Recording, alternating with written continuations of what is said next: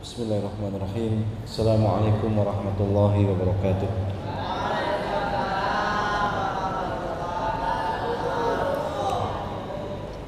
Innal hamdalillah nahmaduhu wa nasta'inuhu wa nastaghfiruhu wa natubu ilayh wa na'udzu billahi min shururi anfusina wa min sayyiati a'malina may yahdihillahu fala mudilla lahu wa may yudlil fala hadiya lahu. Asyhadu an la ilaha illallah wa asyhadu anna Muhammadan abduhu wa rasuluhu wa la nabiyya ba'dah. Allahumma salli wa sallim wa barik wa an'im ala sayyidina wa habibina Muhammadin wa ala alihi wa ashabihi ajma'in.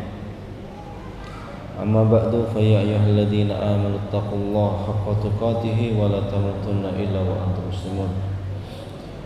Para masyayikh, para ustaz, hadirin hadirat yang dimuliakan Allah SWT. Alhamdulillah pada malam hari ini Allah SWT masih berikan kita kenikmatan demi kenikmatan. Allah masih berikan kita taufik dan hidayahnya, dan Allah SWT masih berikan kita kekuatan untuk datang kembali di salah satu rumah Allah SWT, bagian terbaik dari bumi ini, yaitu masjid-masjid Allah SWT. Semoga Allah SWT menurunkan keberkahannya kepada kita semuanya, memberikan rahmatnya, menaungi kita dengan sayap-sayap malaikatnya, dan tidaklah kita keluar dari majelis ini kecuali Allah SWT akan memberikan ampunan kepada kita semuanya.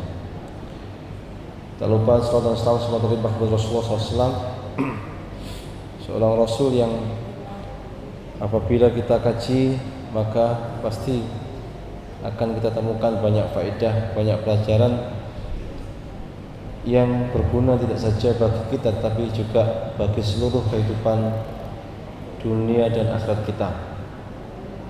Semoga terlimpah pula salawat dan salam itu kepada para sahabat beliau yang mulia, kepada keluarga beliau dan orang-orang yang senantiasa mengikuti risalah beliau hingga yaumul qiyamah nanti. Hadirin rahimakumullah, insyaallah kita akan lanjutkan di antara metode yang Rasulullah SAW gunakan untuk mengajari para sahabatnya, sehingga para sahabat itu tumbuh menjadi dai-dai yang tidak pernah jemu untuk mempelajari ilmu dari Rasulullah SAW. Dai-dai yang selalu bersemangat untuk menyebarkan ilmu yang telah mereka peroleh ke setiap penjuru bumi. Dai-dai yang tidak pernah takut walaupun yang dihadapi adalah penguasa-penguasa bumi yang zalim sekalipun, demi karena kecintaan mereka kepada Allah SWT dan kepada Rasulullah SAW.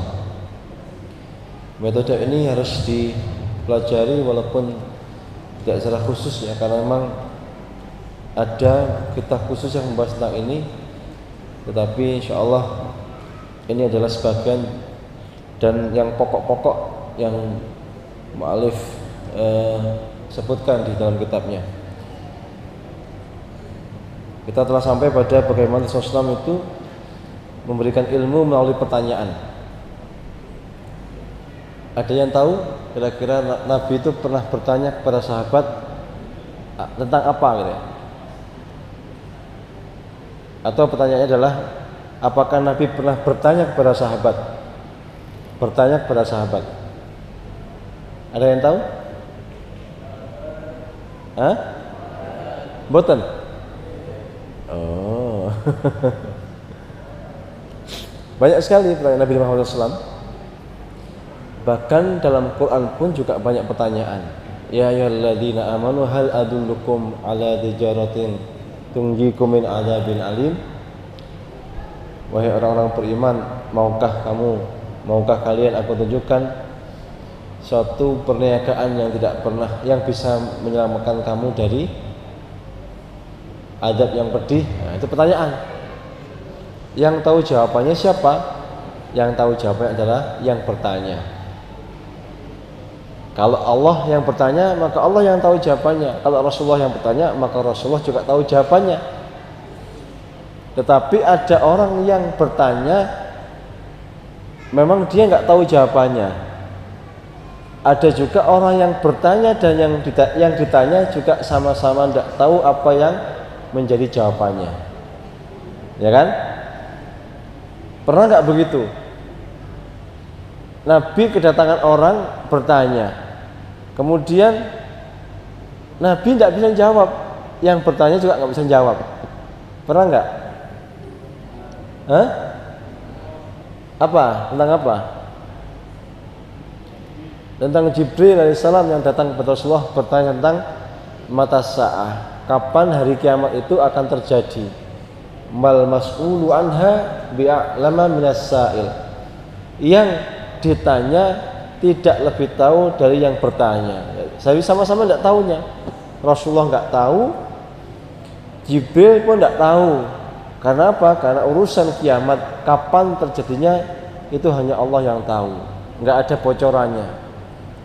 Tetapi ketika Nabi ditanya tentang apa tanda-tanda kiamat, Nabi bisa menjelaskan. Kenapa? Karena Allah SWT memberikan ilmu kepada beliau. Dan begitu seringnya Rasulullah ketika ditanya sesuatu nggak bisa, beliau minta kepada Allah SWT agar Allah memberikan jawabannya. Ya. Tetapi Nabi juga sering kali bertanya kepada sahabat. Bertanya bukan karena Rasulullah nggak tahu. Kenapa? Mustahil Rasulullah tidak tahu jawabannya atas pertanyaan yang beliau sampaikan kepada para sahabat. Tetapi pertanyaan ini adalah pertanyaan yang beliau sampaikan untuk sahabatnya agar mereka lebih fokus ketika mendengarkan ilmu yang akan disampaikan oleh Rasulullah SAW. Ya. Di antara contohnya adalah suatu hari Umar bin Khattab bersama para sahabat yang mulia, juga bersama putra beliau yang masih kecil ketika itu, namanya Abdullah bin Umar ibn Khattab radhiyallahu anhu. Rasulullah bertanya kepada para sahabat, apakah kalian tahu ada sebuah pohon itu mirip seperti orang muslim atau orang mukmin. Ciri-cirinya beliau sebutkan, di antaranya adalah pohon itu tidak pernah menjatuhkan daun-daunnya. Ada enggak pohon yang tidak pernah menjatuhkan daunnya? Hah? Ada. Tadi Rasulullah bertanya kok. Berarti ada kan? Itu sahabat menjawab, ada yang jawab ini, ada yang jawab itu, banyak jawabannya. Kemudian akhirnya mereka nyerah karena ternyata jawabannya tidak benar atau kurang tepat. Ya, kurang tepat menurut Rasulullah SAW. Kemudian Rasulullah mengatakan pohon itu adalah pohon kurma. Pohon kurma itu pohon yang luar biasa. Karena kalau dia tumbuhnya jangankan di tempat yang subur, di tempat yang tidak ada airnya pun dia bisa tumbuh. Bahkan kurma itu kalau nanamnya benar, dan nanamnya ini enggak sama dengan tumbuhan yang lain. Kalau kurma itu ditanam bijinya kemudian harus ditindih sama batu di atasnya. Kalau kita nanam biji jagung kemudian di atas biji itu dikasih batu, kira-kira tembus enggak batunya? Mati jagungnya. Ya. Atau apa aja, pohon apa aja ada bijinya ditanam kasih batu, mati. Enggak bisa menembus itu atau enggak bisa menggeser batu itu. Tapi kurma bisa. Semakin dikasih beban berat di atas benihnya itu, semakin dia kuat, akarnya akan menghujam ke tanah, dan semakin kuat tunasnya akan menggeser batu itu. Jadi kalau kurma itu ditaruh itu akarnya pendek, tapi kalau dikasih beban batu di atasnya, akarnya akan semakin dalam. Dan kurma itu bisa hidup di gunung sampai di pantai. Enggak semua tumbuhan bisa hidup di gunung, enggak semua tumbuhan bisa hidup di pantai. Ada tumbuhan khusus pantai, kalau dibawa ke gunung mati. Ada yang tumbuhan di gunung dibawa ke pantai mati. Dan kurma itu tidak pernah merontokkan daunnya. Seandainya orang-orang yang Allah beri kekuasaan di muka bumi ini tahu tentang itu, maka mereka akan menanam kurma di jalan-jalan mereka. Kenapa? Tidak perlu nyapu, nggak perlu takut kejatuhan daunnya. Ada orang nanam palem bagus kayak di luar negeri, tiba-tiba satu daunnya jatuh, brok, ngenai mobil penyok, ya kan? Terus nggak cukup, usianya sangat lama. Kira-kira tahu nggak usia tertua pohon kurma itu berapa kira-kira? Yang sekarang masih hidup? Berapa tahun? Hah? Berapa? Berapa tahun? 100 tahun. Di sebuah oase di Maroko itu ada pohon kurma yang usianya 2000 tahun dan masih berbuah sampai hari ini. Ya, Masya Allah ya, Masya Allah. Itu nggak ada tumbuhan setua itu di muka bumi ini, kecuali ada sebuah pohon sahabi di Yordania. Itu sahabi itu pohon yang konon dulu Rasulullah berteduh di situ bersama Abu Thalib.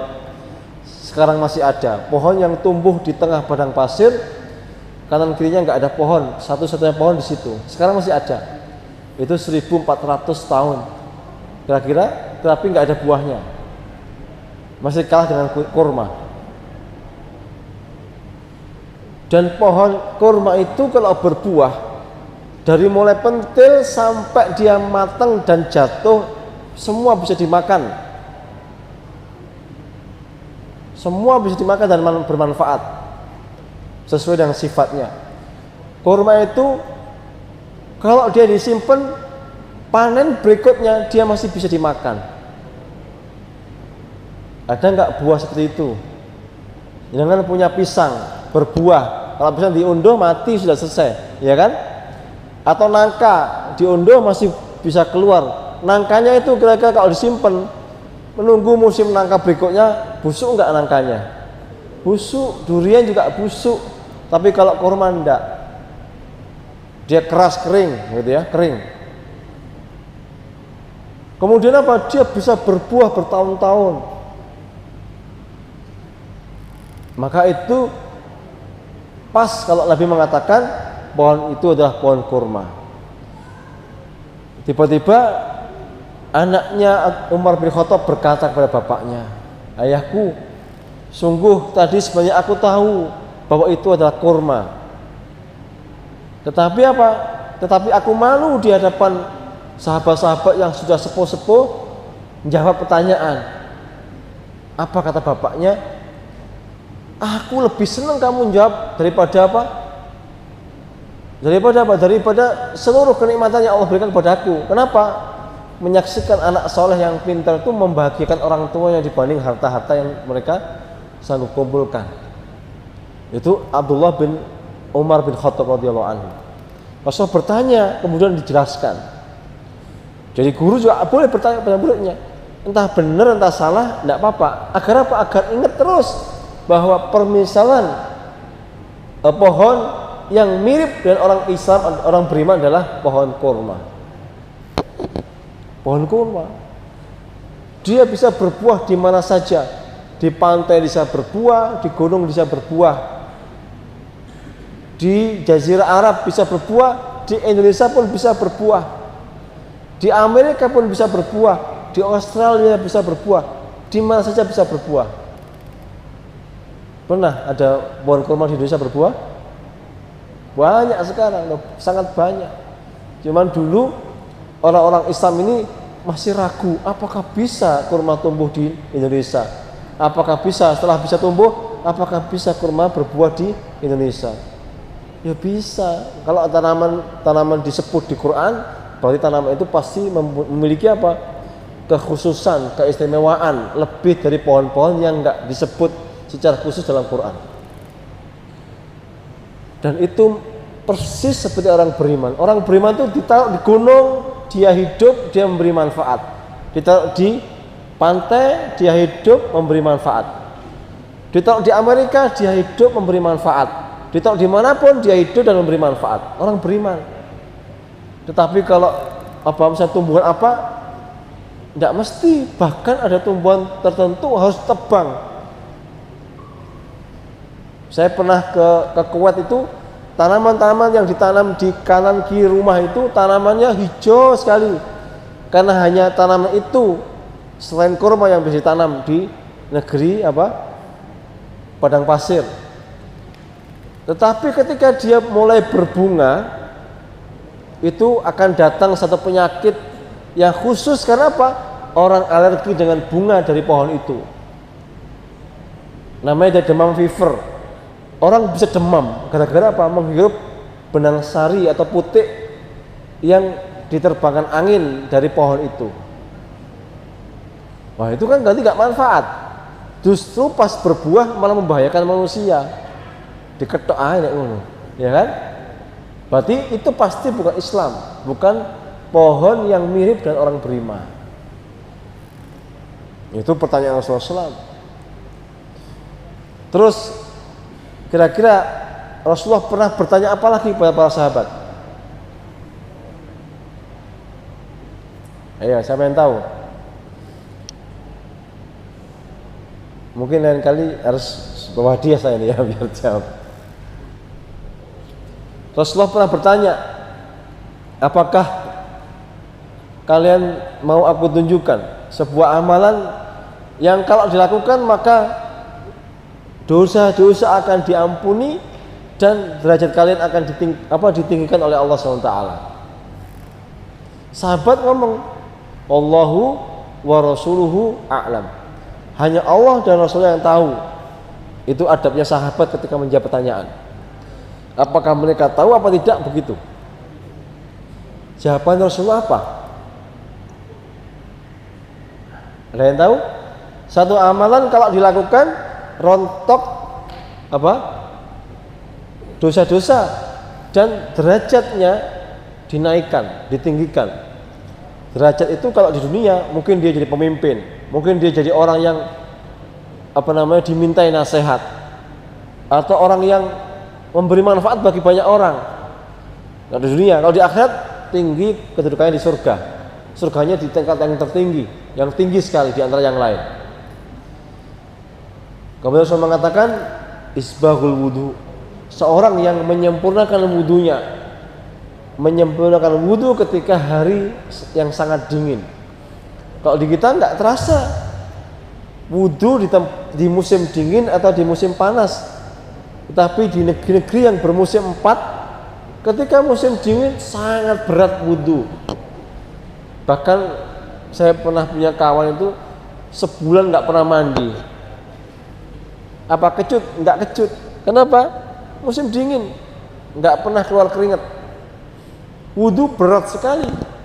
Mungkin wudu duhur untuk asar, mungkin wudu maghrib untuk isya.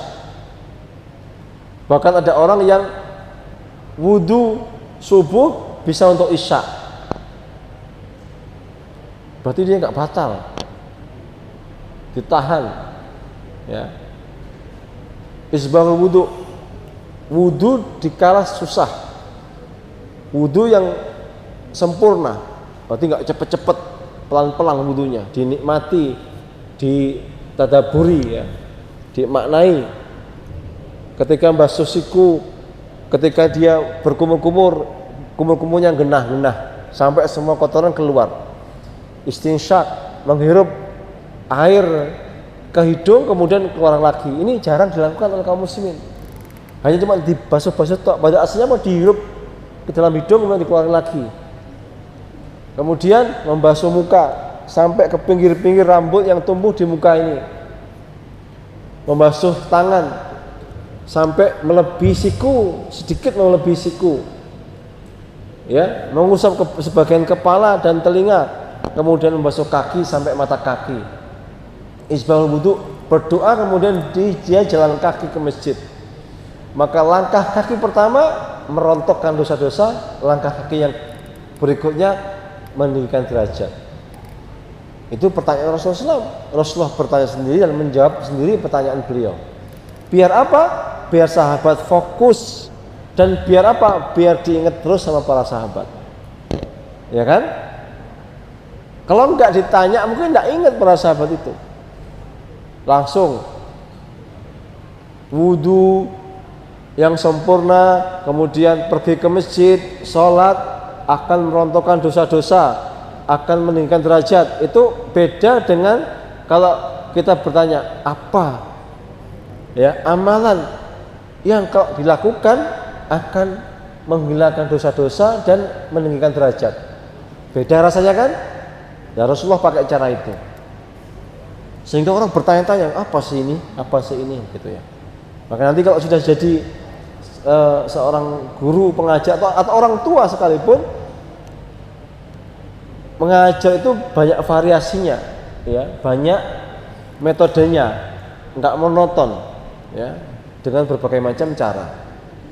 Maka ini faedah dari mengajar dengan bertanya dulu. Maka bisa bervariasi. Tahu nggak le? Wong sing apik iku piye carane atau piye ciri-cirine? Tanya dulu baru dijelaskan ini. Le, ero enggak awakmu? Apa tombo ati itu ono piro? Ada berapa? 5. Bertanya dulu. Beda dengan orang mengatakan tombo ati ada 5, kan beda. Kalau tanya dulu, ada kesempatan anak untuk berpikir sejenak, kan? Nah, beda. Dan pengaruhnya antara yang bertanya dan yang ditanya itu kuat sekali. Aku pernah ditanya sama gini, kemudian tak jawab gini, nah, gitu. Terus fokus menjawab. Apalagi setelah jawab dikasih hadiah. Saya punya kawan, waktu itu kedatangan tamu dari Saudi. Orang Saudi ini tanya, siapa yang tahu jawabannya ini? Teman saya ini angkat tangan aja, yang lain nggak berani jawab. Sebenarnya jawabannya nggak tepat-tepat banget, tetapi karena sebenarnya yang diinginkan oleh beliau yang bertanya ini mungkin adalah perhatian dari anak yang mengangkat tangannya ingin jawab itu lebih diutamakan daripada jawabannya. Akhirnya apa? Kamu kesini, insya Allah kamu haji. Hanya ngacung jawab salah, haji hadiahnya. Ya kan? Makanya kalau ditanya itu jawab. Barangkali ada yang mau menghajikan, ya kan? Mau mengumrohkan. Ini jelas ada. Ini teman saya, adik kelas saya. Dan saya hadir di situ ketika itu. Jawabannya nggak tepat-tepat banget, tapi karena dia berani ngacung, dapat hadiah. Berani jawab, dapat hadiah. Ya, gitu ya. Jadi penting hadir. Ya. Hadir itu bukan hanya fisik. Ya, hadir fisik itu ya sarungnya, bajunya, kopiahnya datang, badannya datang, tapi ternyata pikirannya di Surabaya. Pikirannya di Banten, pikirannya di Kalimantan. Itu enggak hadir hatinya, hadir fisiknya saja. Yang bisa jawab itu hadir fisik dan hadir rohnya, akalnya, hatinya. Ya. Itu yang pertama metodenya. Silakan dipakai. Oh, ini ada lagi yang baru, Pak. Nggih, ada lagi. Saya jenengan nggih.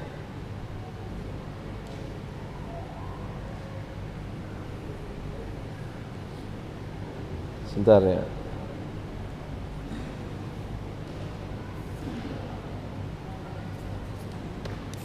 Ini mantenan, Mas.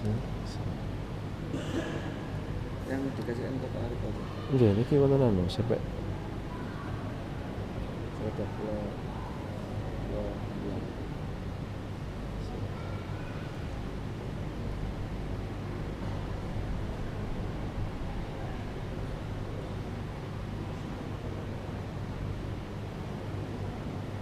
ini 13 halaman. Lihat ya.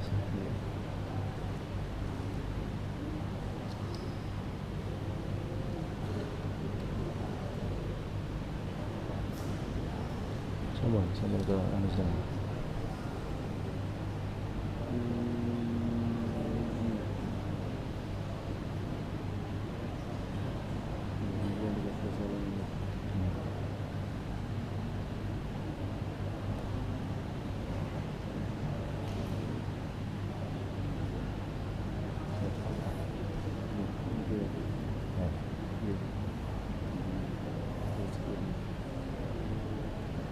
Nggih. Kemudian cara berikutnya Nabi Muhammad SAW itu menggunakan apa? Media. Kemarin ketika babnya adalah bab permisalan, Rasulullah SAW memberikan permisalan antara orang beriman satu dan yang lain seperti satu tubuh. Kalau ada jarinya yang sakit, maka badannya akan demam, mulutnya akan mengaduh, ya kan? Atau orang beriman satu dan yang lain seperti begini, seperti tangan yang berikatan. Berarti apa? Mereka kuat. Kalau ini sakit dijenguk, kalau ini lemah dikuatkan. Kalau dia takut dibuat berani, ya. Kalau dia dimusuhi dibantu. Nah, itu orang beriman. Itu pakai permisalan. Yang ini pakai isyarat. Isyarat bisa macam-macam. Atau bisa pakai gambar. Rasulullah pernah gambar.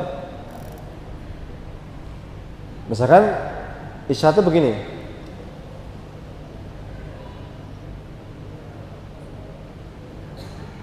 Ana wa kafil yatimi kahataini, ya.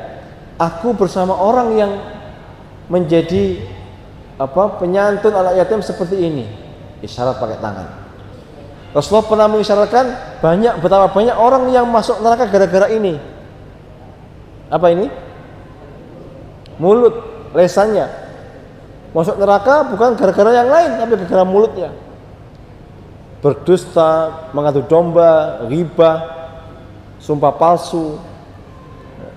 Ya, dengan ini banyak isyaratnya.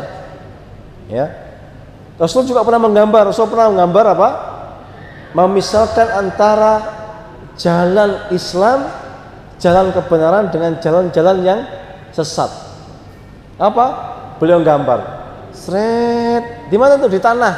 Ngambil kayu, digaris di tanah. Sret. Kemudian garis lurus ini dibuat garis-garis kecil di bawahnya melintang. 1, 2, 3, 4, 5, banyak. Kemudian dua gambar ini yang lurus dan yang ini itu dibatasi dengan kotak. Ya, itu dua maknanya. Yang pertama, ini adalah angan-angan manusia. Ini adalah batas umurnya manusia.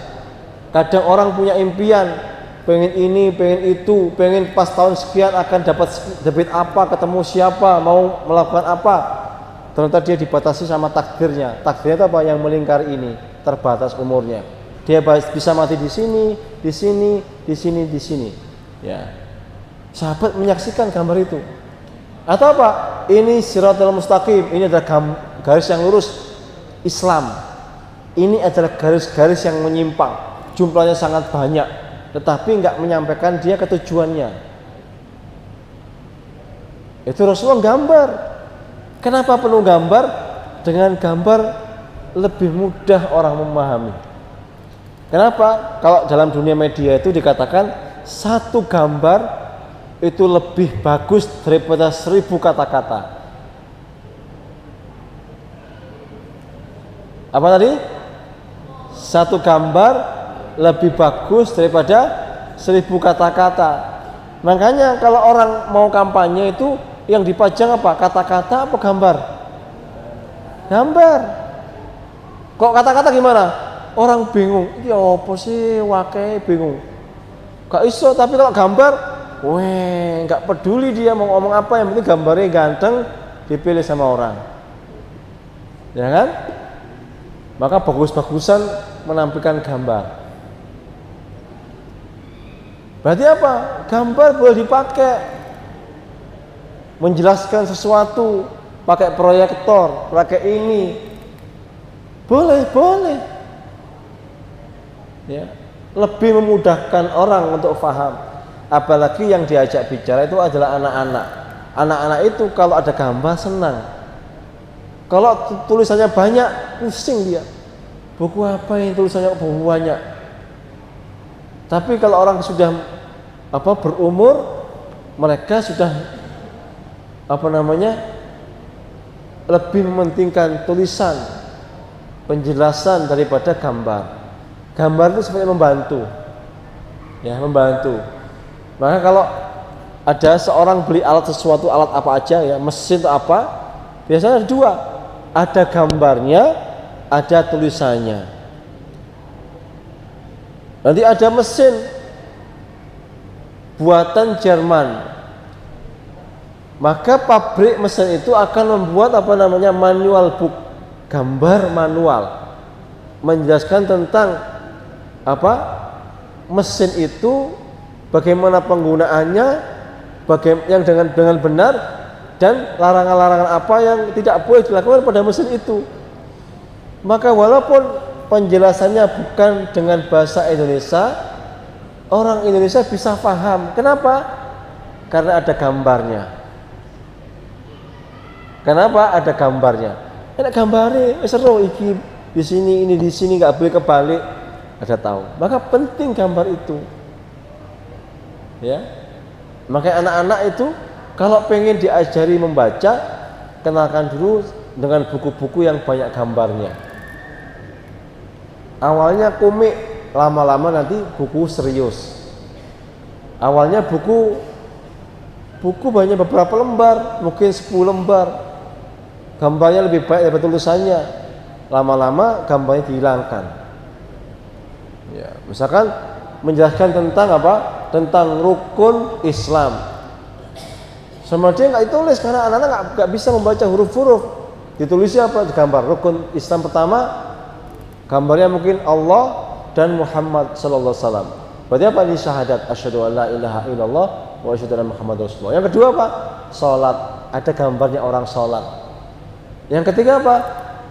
Zakat atau puasa, kasih gambarnya orang lagi puasa. Ya. Mungkin megang perutnya, gitu ya. Mungkin pas berdoa, gitu ya, ketika buka puasa. Zakat mungkin ada kantong kresek. Haji ada gambar Ka'bah. Lebih gampang dipahami. Ya. Dan itu boleh dilakukan ketika mendidik orang. Nah, kalau ada dai, bahasanya beda. Syekh Al-Uraifi pernah berkata, beliau kan pernah mengunjungi sebuah tempat di Afrika. Datang itu pakai bahasa apa? Bahasa Arab nggak bisa, bahasa Inggris nggak bisa. Akhirnya aja bahasa Afrika. Habis itu ditranslate lagi ke bahasa Swahili. Swahili lagi ditranslate lagi ke bahasa yang pedalaman itu, baru tahu maksudnya. Coba kalau gambar lebih gampang. Orang-orang yang belajar bahasa Arab, saya pernah diceritain sama guru saya ketika beliau mondok, itu ada anak-anak Filipina yang belajar bahasa Arab di Indonesia. Bagaimana cara guru menjelaskan? Ini palu, bahasa Arabnya apa? Ini gelas, bahasa Arabnya apa? Kalau begitu susah. Terus bagaimana caranya? Sang guru ini bawa karung, isinya itu apa? Barang-barang yang ada di dapur. Ya piring, ya gelas, ya garpu, ya sendok, ya dandang, semua dibawa. Langsung dijelaskan, ini mil'aqah, ini sohnun, ini apa? Mitraqah, ini apa? Finjan, ini macam-macam, langsung dikatakan. Berarti orang Filipina langsung tahu, ini ini bahasanya. Kalau kita kan mikir, ini terjemahnya ini, mikir banyak. Itu kalau bahasa Indonesia, ini sotel, ini bahasa Arabnya ini. Tapi kalau ngajari orang yang beda bahasa, susah. Maka pakai gambar, pakai barang. Rasulullah SAW pernah apa? Ingin menjelaskan kepada sahabat, ada dua hal yang nggak boleh dipakai oleh seorang laki-laki. Rasul mengambil apa? Sutra, ditaruh di tangan kanannya. Kemudian Rasul mengambil emas, ditaruh kanan kirinya. Ini sama ini tidak boleh dipakai oleh orang laki-laki. Ya, kenapa? Dua barang ini bolehnya dipakai di surga. Kalau perempuan boleh pakai emas, boleh pakai sutra. Kalau laki-laki nggak boleh. Sekaya apapun dia nggak boleh pakai emas. Jadi makin dilihat kalau di pasar ada orang yang pakai kalung emas laki-laki, dinasihati, Mas, sampean muslim bukan? Muslim. Kalau muslim nggak boleh pakai ini mas. Kenapa? Dilarang Rasulullah, nggak boleh, itu perhiasannya nanti kita di surga. Lebih baik bawa pulang kasih suami istrinya, kasih anak perempuannya. Sutra juga nggak boleh. Bolehnya sutra itu hanya pada orang yang alergi dengan kain selain sutra. Ada dulu dua sahabat yang dibolehkan pakai sutra. Sahabat-sahabat itu Abu Bakar radhiyallahu an dan Abdurrahman bin Auf. Kenapa? Karena sejak lahir sudah kaya. Kulitnya ini nggak mau dipakai pakaian yang selain sutra. Kalau pakai sutra gatel sampai nanan gitu. Nah untuk orang sebegitu boleh. Kenapa? Nah kalau nggak dipakai itu dia Allah terbuka. Rasul langsung bawa emas, langsung bawa sutra. Ya, gitu langsung biar gampang jelas. Oh ini emas itu. Ya, biar nggak salah paham. Dulu orang-orang Indonesia menganggap bahwa yang namanya dhab, tahu dhab? Dhab hewan yang seperti hewan buas tetapi boleh dimakan. Orang Indonesia dulu menganggap dhab itu adalah biawak. Biawak, tahu biawak ya? Mereka mengatakan ini halal. Saya diceritain sama kakak kelas saya ketika datang seorang syekh dari Mesir itu, teman-teman itu diajak ke kebun binatang. Kenapa? Ingin menjelaskan dhab itu yang mana sih dhab? Teman-teman akhirnya bertanya, syekh itu dhab ya? Enggak, kalau itu haram. Apa yang ditunjuk teman-teman itu biawak ditunjuk. Itu bukan dhab, itu haram. Hari ini kan banyak makanan dari biawak kan?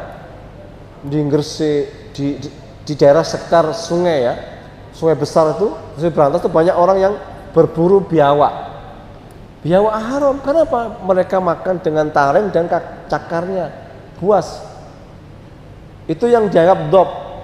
Padahal bukan itu dhabnya. Nah, makanya kenapa kok bisa salah paham? Karena nggak pernah dijelaskan, nggak pernah ditunjukkan barangnya. Ini loh dhab itu, ini kadal seperti biawak, tapi bukan biawak. Memang di Indonesia nggak ada itu. Ya, makanannya makan serangga dan makan tanaman-tanaman gurun. Nggak seperti biawak. Kalau biawak makan ayam, makan apa saja dimakan sama dia. Nggak sama ya. Kemudian atau beliau praktek langsung ya, bagaimana beliau menjelaskan tentang sholat. Rasulullah SAW pernah menegur orang, laki-laki datang di masjid Nabi Muhammad SAW dan sholat, cawapet sholatnya, sholli fa innaka lam tusalli, sholatlah karena kamu belum sholat. Sholat lagi, cawapet. Rasulullah berkata lagi, sholli karena kalam tusalli. Sholatlah karena kamu belum sholat. Sampai 3 kali. Sampai akhirnya bersumpah, demi ibu dan bapakku jadi tebusannya. Bagaimana cara sholat? Kalau engkau sholat maka takbirlah dengan sempurna. Ya. Kemudian baca Al-Fatihah, berdiri dengan tumak ninah. Kemudian rukuklah dengan tumak ninah. Kemudian bangun dari rukuk dengan tumak ninah, sujud dengan tumak ninah. Terus begitu, baru benar orang ini. Atau Nabi pernah salatnya itu naik turun tangga. Beliau khutbah di mimbar, turun ngajari sujud, naik lagi ke mimbar, turun lagi ngajari rukuk, kembali ke mimbar, ngajari berdiri, naik lagi ke mimbar. Begitu naik turun. Beginilah cara sholat. Shollu kama ra'aitumuni usolli. Berarti dengan praktek langsung lebih gampang. Ya, ngajari orang puasa, ibu-ibu, bapak-bapak ngajari anaknya puasa, caranya ya puasa. Ikut puasa, anaknya diajak puasa. Nanti kalau selesai di ujungnya kasih hadiah. Nanti kalau dia kelaparan dikasih mainan, diselimurkan. Nah, itu cara yang digunakan Nabi Muhammad SAW. Dulu ketika Rasulullah SAW mengumumkan bahwa 10 Muharram puasa, para sahabat itu akhirnya puasa semua, nggak sahur. Karena dadakan itu. Nabi baru tahu, karena orang Yahudi puasa pada 10 Muharram. Kenapa kalian puasa? Karena hari ini adalah hari ketika, tanggal ini adalah hari ketika Musa alaihissalam diselamatkan oleh Allah. Kalau gitu kami lebih berhak untuk puasa. Rasulullah menyuruh puasa, para sahabat puasa, nggak sahur. Anak-anaknya nggak puasa. Tetapi kata para sahabat, kami buatkan mereka mainan-mainan, dipakai mainan-mainan. Ketika anak kami itu kelaparan, nangis, kami berikan mainan itu. Nggak dikasih game ya, nggak dikasih HP, tapi dikasih mainan. Ya, kasih mainan. Lihat lagi apa? Adzan, silakan adzan dulu. Barakallahu fikum.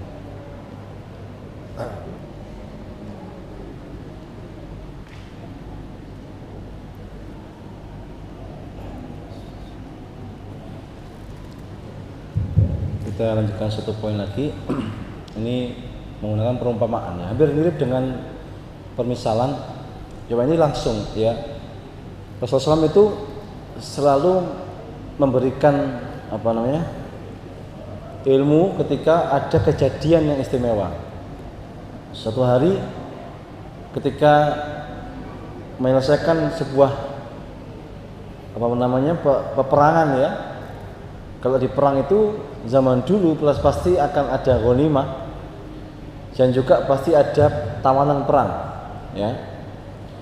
Di antara tawanan perang itu ada seorang wanita dari orang-orang musyrik.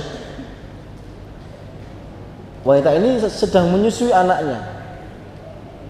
Karena banyak ya sedang berkecamuk, sibuk orang ketika pasca perang itu. Wanita tawanan ini sibuk nyari anaknya, kesana kemari, kemudian ketemu, kemudian disusui. Ini indahnya Islam. Islam itu tidak boleh memisahkan, walaupun dia ini musuh, tidak boleh memisahkan antara anak dan ibunya, nggak boleh. Harus ditemukan anak dan ibunya, nggak boleh dipisah. Kalau orang-orang yang tidak beriman, nanti anaknya diambil, ibunya diambil, diadopsi, dididik, dicuci otaknya, seperti yang terjadi pada Andalusia. Orang-orang Islam yang tertawan, anak-anak orang Islam yang tertawan di Andalusia. Namanya Islam tapi dia sudah bukan Muslim lagi. Ya. Ketika seorang wanita tawan ini menemukan anak yang disusui, Rasul mengatakan, mungkinkah ibu ini akan melemparkan anaknya dalam api?